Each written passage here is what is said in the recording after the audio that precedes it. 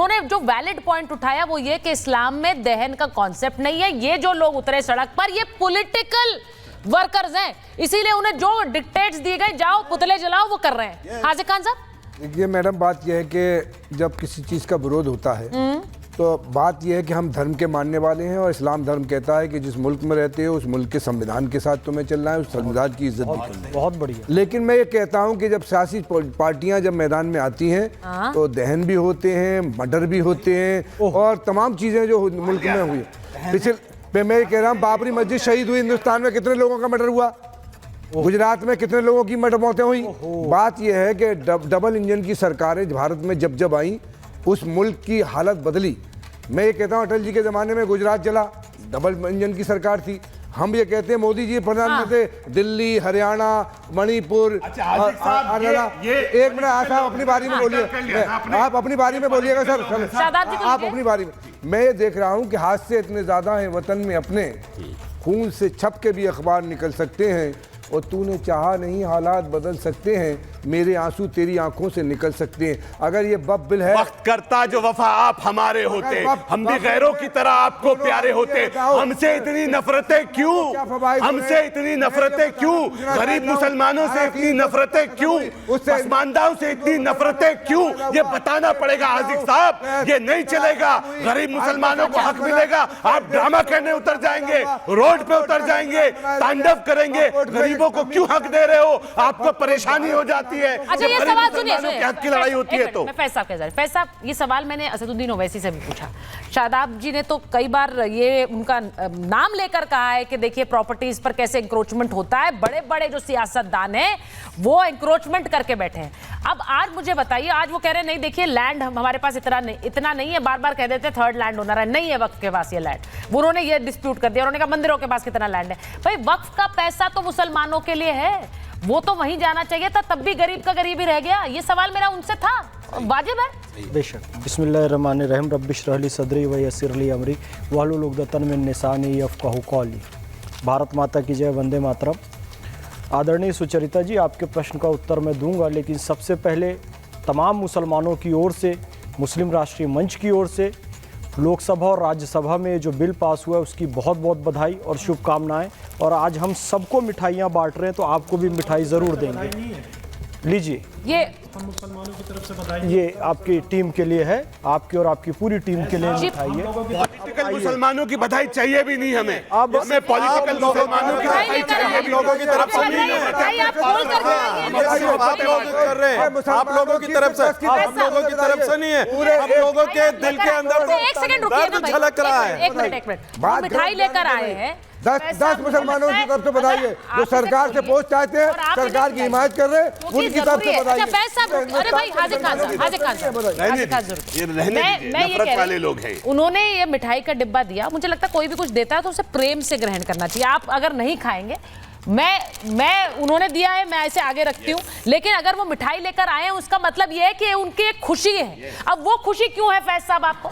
जिस तरीके से इनका संवैधानिक अधिकार विरोध करने का, प्रोटेस्ट करने का है किसी मत पे, तो हमारा भी अधिकार है कि हमको यदि किसी चीज में खुशी हुई और संसद में वो चीज पास हुई तो हम उसका स्वागत और सम्मान करें। इस बिल से 3 फायदे मुसलमानों के, जो आम मुसलमान आपको विरोध करते हुए दिख रहे हैं वो बेचारे इतने मासूम पहुंचे, वो दुरुपयोग ये लोग लगातार कर रहे हैं। पार्टी की वैसी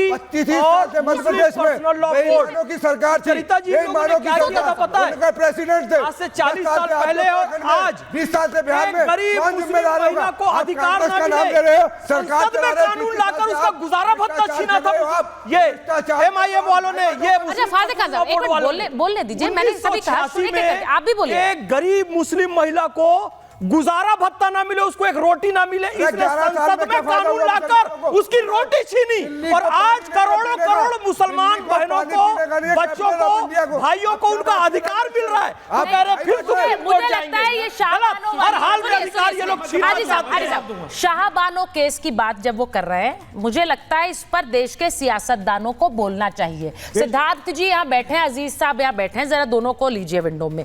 सिद्धार्थ जी, शाहबानो केस का जिक्र साहब कर रहे हैं, और जब देश की संसद में नेता कहते हैं हम इस कानून को नहीं मानेंगे क्योंकि ये मुसलमानों के हक को रौंद रहा है, जब देश की संसद ये बोलेंगे तो वो भूल जाते हैं कि कैसे एक महिला के हक को रौंदने के लिए संसद के अंदर ही कानून लाया गया, पलट दिया गया, बदल दिया गया। वो भी एक दिन था।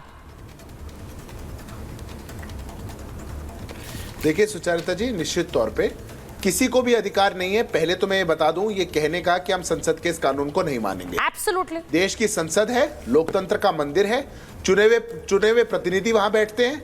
बहुत गहन चर्चा हुई और इस बिल के लिए तो विशेष तौर से संसदीय प्रणाली में जितने भी आयाम है सबको पूरा करते हुए जेपीसी में भी भेजा गया, सबके रिव्यू लिए गए, लोकसभा में पेश हुआ, लंबी चर्चा हुई, राज्यसभा में पेश हुआ, लंबी चर्चा हुई और उसके बाद ये पारित हुआ।